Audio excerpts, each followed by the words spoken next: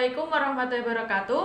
Halo teman-teman, perkenalkan nama saya Tok Sandi Pradeni Putri, NIM 2003029 dari Prodi D3 Fisioterapi Universitas Widya Husada Semarang. Di sini saya akan menjelaskan mengenai kusta atau lepra atau morbus Hansen. Berikut videonya. Assalamualaikum, selamat malam Bapak. Selamat malam. Bersama dengan Bapak siapa kalau saya boleh tahu? Bapak Santosa.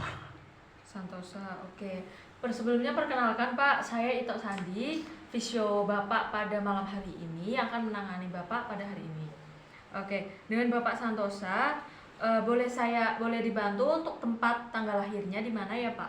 Kendal 26 Januari 69. Oke, Kendal ya Pak. Saya tulis dulu ya Pak. Oke, selanjutnya untuk nama ibu siapa ya Pak? Siti Patona. Oke, ibunya Siti Patona. Alamat Bapak kalau boleh tahu? Ada nomor 6 Jalan Dahlia. RT 6 RW 6 Jalan Dahlia ya Pak. Oke, siap. Oke. Selanjutnya apa keluhan Bapak sehingga Bapak datang ke fisioterapi pada malam hari ini Pak? Merasa ada bercak tapi tiba-tiba kok tidak terasa. Oh, bercaknya tidak terasa gitu Pak. Pada bercaknya itu saja atau di kulit lain juga nggak kerasa Pak? Ada bercaknya saja. Pada bercaknya saja. Udah berapa lama Pak bercaknya itu muncul? Dia 3 bulan. Oh, udah lama juga ya Pak, udah 3 bulan. Nah, itu tiba-tiba muncul atau setelah Bapak konsumsi apa gitu, Bapak ingat nggak? Tiba-tiba. Oh, tiba-tiba muncul seperti itu. Itu tadinya bercaknya kecil terus membesar atau emang semenjak muncul itu tuh bercaknya udah besar gitu Pak? Kecil terus membesar. Kecil terus membesar. Oke, siap. Biasanya faktor yang biasanya muncul itu kayak bercaknya emang tetap seperti itu terus mati rasa, atau emang kadang itu tuh kadang ada rasanya, kan tersentuh baju tuh Pak, pakaian kadang ada rasanya kadang enggak, atau emang itu tuh enggak terasa terus? Tidak terasa terus. Enggak terasa terus. Sebelumnya apakah keluarga ada yang menderita seperti ini Pak? Tidak ada. Kalau Bapak sendiri baru pertama kali ini atau sebelumnya emang pernah? Baru pertama kali. Baru pertama kali, makanya bingung ya Pak, kok kayak ada kayak gini seperti itu ya. Oke, selanjutnya kita pemeriksaan, kita cek ya Pak. Saya cek dulu untuk tensi Bapak. Tadi suhu sudah dicek di depan ya Pak, normal suhunya. Boleh tangannya seperti ini. Permisi ya Pak.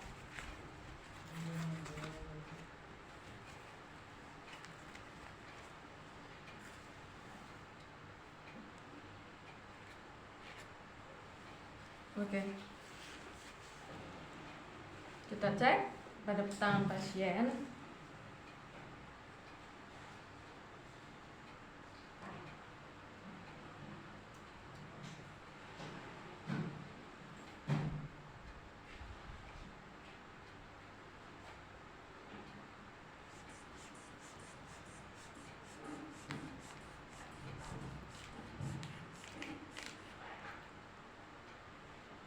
Sebelumnya apakah ada riwayat hipertensi Pak? Tidak ada. Tidak ada ya Pak.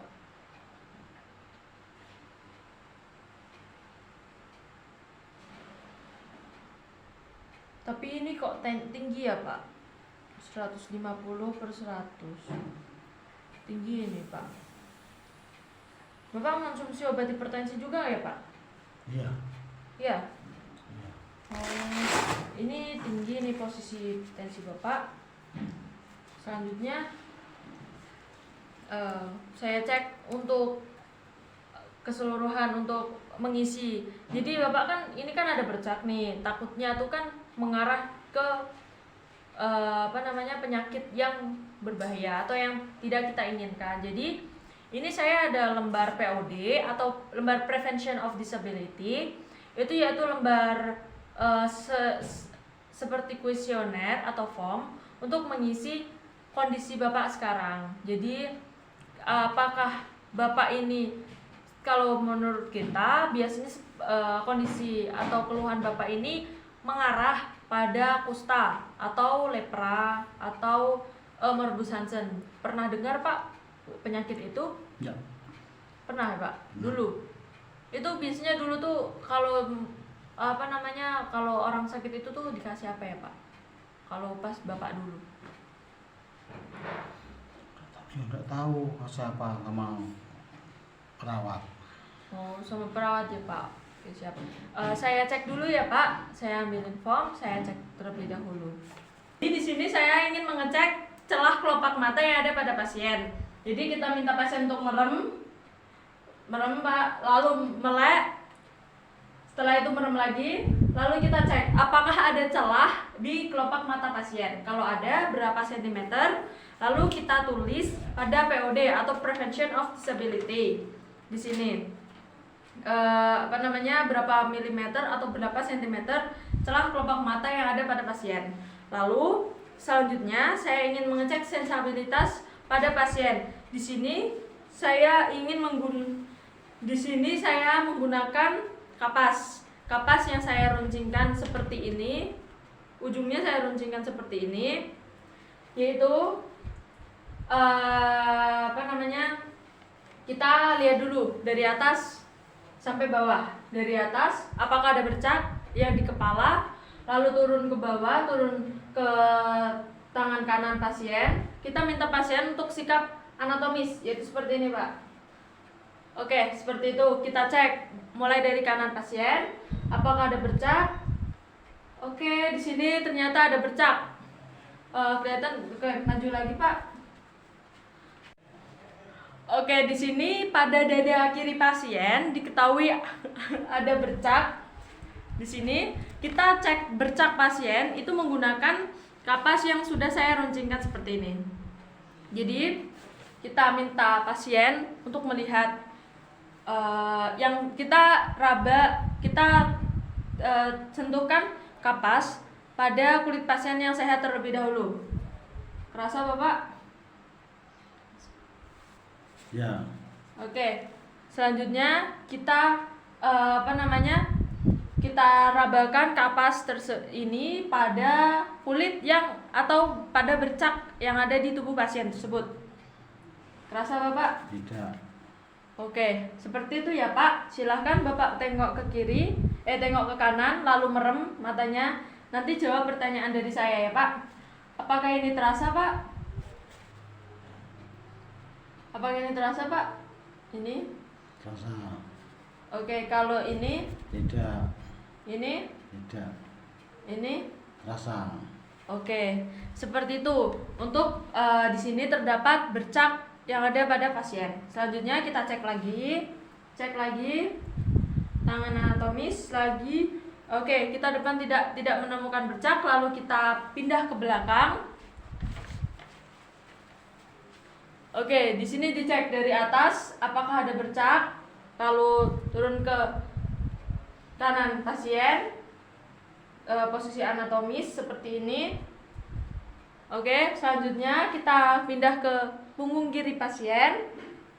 Oke, tidak ada bercak. Jadi bercak yang ada di tubuh pasien itu ada bagian depan di dada sebelah kiri pasien. Oke, untuk persyarafan yang pertama yaitu ada saraf auricularis magnus yang ada pada leher pasien. Jadi kita minta pasien untuk tengok kanan Pak. Nah, di sini ada saraf sternocleidomastoideus. Nah,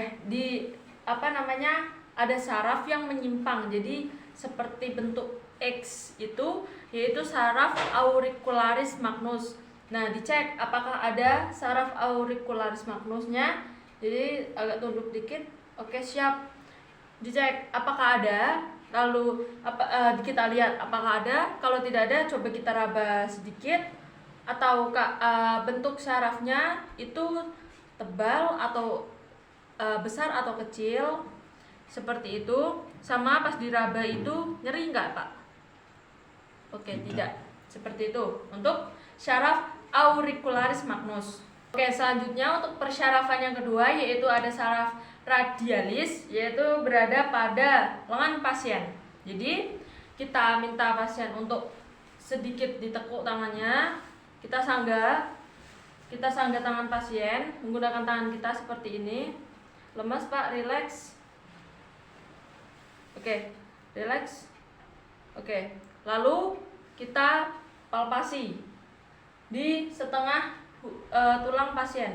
Jadi radius humerus, tulang setengah dari tulang humerus pasien. Jadi setengah dari tulang humerus pasien kita raba, itu di bagian, lalu kita raba, lalu sarafnya kecil sekali, biasanya terasa Bapak ini? Terasa. Sakit Pak? Sakit. Oke, siap. Jadi seperti itu untuk syaraf radialis. Oke, untuk persyarafan selanjutnya yaitu ada syaraf radial cutaneus, yaitu pada tangan pasien.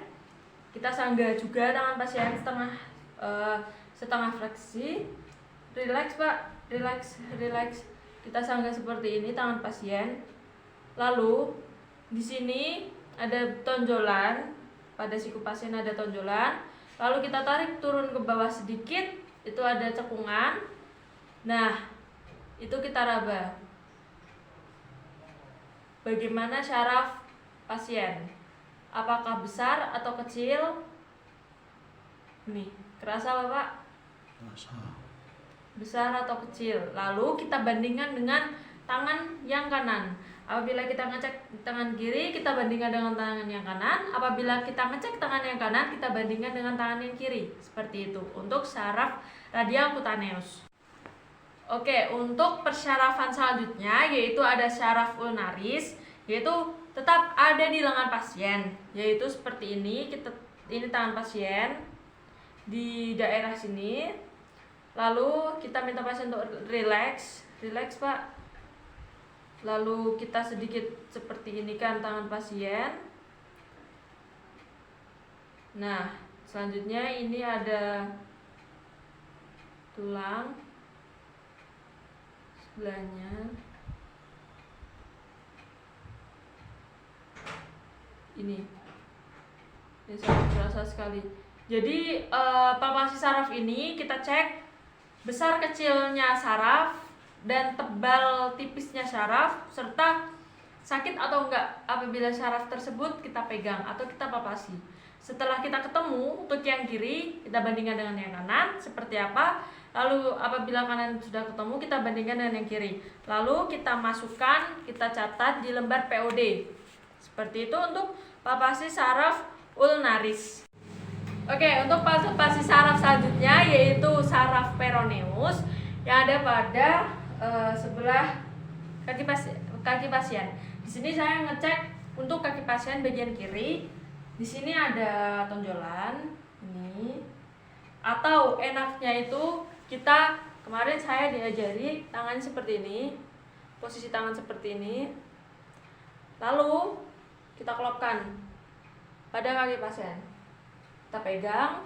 Nah, ujung dari tangan kita itu biasanya kita langsung bisa menemukan syaraf. Enggak langsung juga sih, tapi kita palpasi juga keberadaan syaraf tersebut.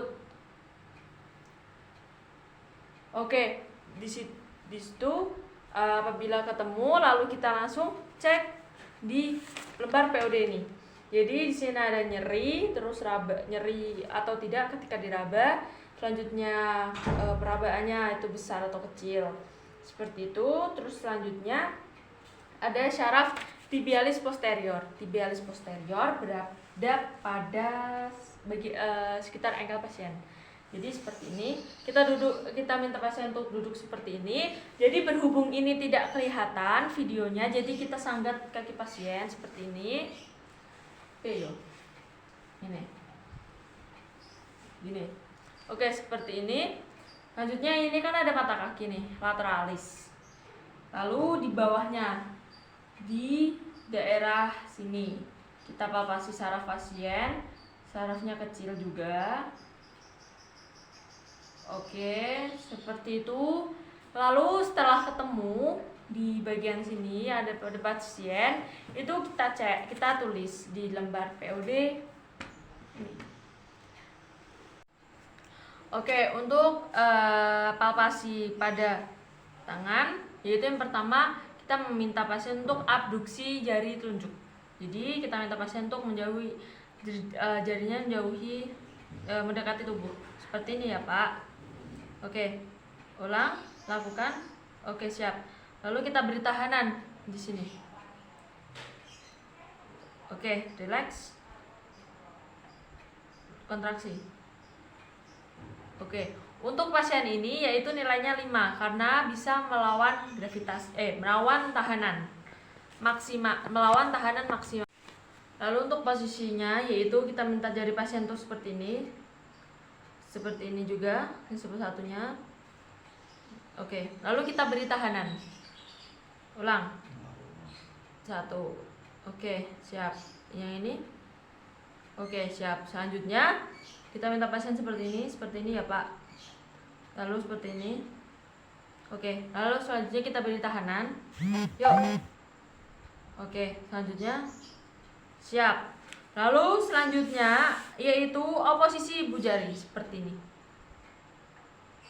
Seperti ini ya Pak. Seperti ini. Lalu kita beri tahanan di sini pasien. Seperti ini Pak, seperti ini. Ini gini. Oke, kita benggangkan jari pasien seperti ini. Pertahankan ya Pak. Oke, seperti itu. Kita benggangkan jari pasien seperti itu. Itu untuk oposisi ibu jari pada pasien. Oke, di sini saya ingin mengecek sensor pada pasien. Jadi kita menggunakan kapas yang sudah kita runcingkan seperti ini. Lalu kita tunjukkan kepada pasien. Jadi nanti minta pasien untuk menjawab menunjukkan letak dari hasil yang sudah kita tunjuk. Misal nih Pak, saya menunjukkan di sini. Nanti ditunjuk pakai jari bapak satunya lagi. Seperti itu. Lalu ini seperti ini. Oke, selanjutnya apabila pasien sudah mengerti, kita minta pasien untuk tutup mata. Lalu minta pasien untuk toleh ke kanan. Karena yang mau kita cek yaitu tangan kiri pada pasien. Toleh ke kanan, tutup mata. Oke. Ini mana Pak? Ini Pak. Ini. Oke. Seperti itu untuk cek sensorik, tetapi jangan diurutkan. Yaitu dalam artian diurutkan habis ini langsung ke atas itu tidak seperti itu. Yaitu diacak untuk penunjukan sarafnya seperti itu. Ini saya ingin mengecek bercak pada pasien. Kita menggunakan kapas seperti yang sebelumnya tadi. Untuk penggunaan kapasnya. Selanjutnya kita akan mengecek nih. Di sini di lembar POD tertera bahwa bercaknya keputihan atau kemerahan. Kita cek. Kita lihat pada bercak pada pasien ini yaitu kemerahan. Kita tulis kemerahan di lembar POD ini. Dan kita beri tandanya yaitu garis set gitu. Terus garisnya mendatar seperti ini, tidak seperti ini. Oke, terus selanjutnya mati rasa atau kurang rasa. Tadi pas dicek sensoris, bapaknya mengeluhkan tidak terasa pada bercak tersebut. Berarti bercak ini bisa kita katakan sebagai mengarah untuk kurang rasa. Terus selanjutnya bercak putih atau merah yang mati rasa berbatas tegas. Lalu di sini berbatas atau tidak? Di sini sangat terbatas. Oke, bercak merahnya ini mati rasa, bercak merah, mati rasa, dan batasnya itu tegas. Jadi langsung kelihatan, tidak samar-samar antara kulit normal dengan bercak tersebut, itu tidak. Di sini sangat tegas. Berarti kita cek, kita masukkan ke dalam lembar POD ini kita ceknya yaitu kita lingkari bercaknya bentuknya, lalu kita arsir menggunakan tanda-tanda atau simbol-simbol yang tadi sudah kita periksa. Nah, apakah di selain tubuh Bapak ini terdapat nodul? Tadi setelah kita cek ternyata tidak ada nodul, hanya satu bercak ini di dada sebelah kiri. Terus apakah ada di tubuh pasien ini? Apakah ada penebalan syaraf? Tadi sudah kita cek untuk beberapa syarafnya, yaitu tidak ada penebalan syaraf. Semua syaraf masih normal. Lalu untuk alis pada pasien tersebut, pasien ini apakah rontok atau tidak? Ternyata setelah kita cek pasien masih terdapat alis. Itu artinya alis pasien tidak rontok. Selanjutnya ada kontraktur atau kelemasan atau kontraktur pada jari pasien. Tadi setelah kita cek LGS pasien, jarinya yaitu nilainya 5 semua. Jadi tidak ada yang keterbatasan gerak atau keterbatasan LGS atau lingkup gerak sendinya. Lalu apakah ada ulkus di bagian tubuh pasien? Ternyata setelah kita cek tadi di bagian tubuh pasien itu tidak terdapat ulkus sama sekali. Selanjutnya tadi untuk di bagian pantat pasien apakah ada dekubictus? Ternyata pas tadi kita cek di pantat pasien tidak ada dekubictus. Selanjutnya untuk kaki pasien apakah dia drop atau lunglai atau masih normal? Drop foot, lunglai atau normal? Ternyata setelah kita cek dan kita lihat bersama-sama tadi untuk kaki pasien masih terlihat sangat normal.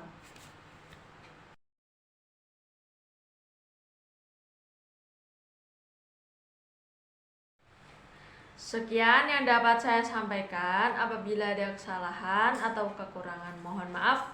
Wassalamualaikum warahmatullahi wabarakatuh. Terima kasih.